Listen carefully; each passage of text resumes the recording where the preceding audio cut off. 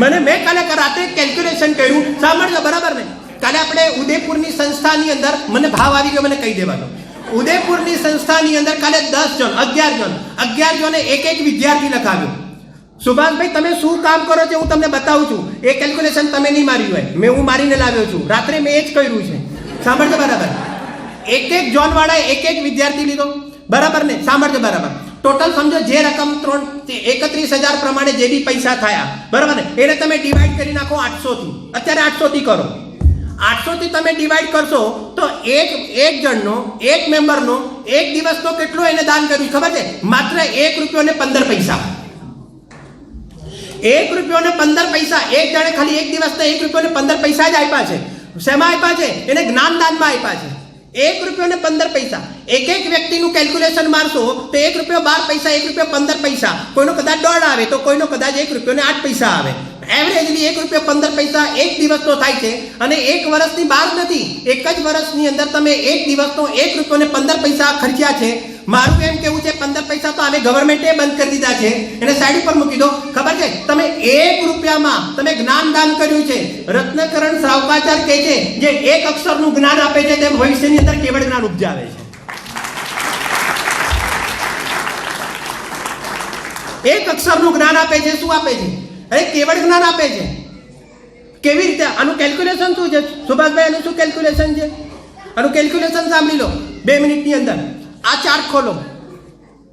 ચાર્ટની અંદર તમે ઉપરનો ચાર્ટ કાઢો, આ નીચે જવા દો, ઉપર કાઢો. જ્યારે એક દાનના પરિણામ આવ્યા અને એવું ઉત્કૃષ્ટ દાન જ્ઞાનદાન, અને જ્ઞાનદાનની અંદર તમારી એવી સોચ અને એવી ભાવના કે આ એક છોકરી પણ આ તત્વજ્ઞાનને પામે અને મોક્ષે જાય, તત્વજ્ઞાનને પામે ને મોક્ષે જાય એવી તમારી પ્રચુર ભાવનાથી તમે એક દિવસનો ₹1 ખર્ચો, ખાલી ₹1. તમે 1 કરોડ ખર્ચો છો કે કેટલા ખર્ચો છે એની સાથે કિંમત નથી, તમે કેટલા ભાવ સાથે ખર્ચો છો તેની કિંમત છે. પણ હું કેલ્ક્યુલેશન બતાવું છું કે તમે બધા કેવા સુંદર વાણિયા નીકળ્યા છો. માત્ર ₹1 તમે કેવળ જ્ઞાન લીધું છે. કેવી રીતે લીધું છે એવું તમને બતાવું છું. જ્યારે તમને એવી જાતના દાનના પરિણામ આવ્યા એ વખતે પણ તમને બધા કર્મોનો બંધ થાય છે. અને બધા કર્મોનો બંધ થાય છે, પરંતુ શું થાય છે કે આ પરિણામ કયો છે? શુભ પરિણામ છે, પુણ્ય પરિણામ છે. આટલા સુધી પકડાયું? આ પરિણામ જ્ઞાનદાન આપવાનું પરિણામ કયો છે? પુણ્ય પરિણામ છે.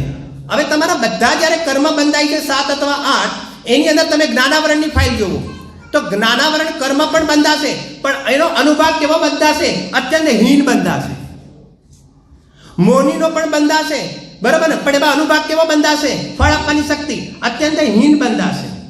તો જ્ઞાનાવરણ કર્મ જ્યારે હીન બંધાશે તો આગળ જઈને ઉદય આવશે તો કેવો આવશે? ક્ષયોક્ષમ જ્ઞાનનો ઉગાડ કેવો થશે? કેવો થશે? હું એક બીજો શબ્દ નાખવા માંગુ છું, પ્રગાઢ થશે. વધારે થશે એમ શબ્દ નથી વાપરતો હું.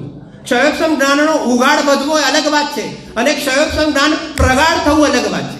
જેની અંદર આત્મા ને પરમાત્માની વાત સમજમાં આવે તે જ્ઞાન પ્રગાઢ છે. પોઈન્ટ પકડી જાય કે જે ભેદ વિજ્ઞાન વાળી મૂલક વાત છે તે સહજતાથી તમારા જ્ઞાનમાં ઉતરશે.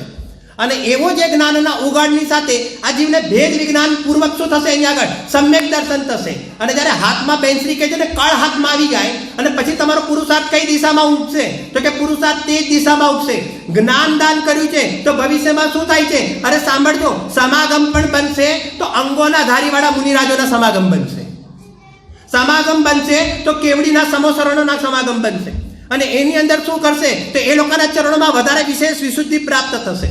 અને આગળ શું થશે? સંયમ અંગીકાર થશે. સંયમ અંગીકાર કરીને જગતનો જીવ શું કરશે? સાંભળજો, તો અહીંયા ચારિત્ર મોહની અંદર પણ અનુભાગ એને ઘટાડ્યો હતો, તો આગળ જઈને સંયમ અંગીકાર કરશે. અને પછી શું થશે કે વિશેષ પુરુષાર્થથી સપક શ્રેણી માંડીને તે કેવળ જ્ઞાનની અહીંયા આગળ પ્રાપ્તિ કરશે. આ છે ₹1 કેવળ જ્ઞાન.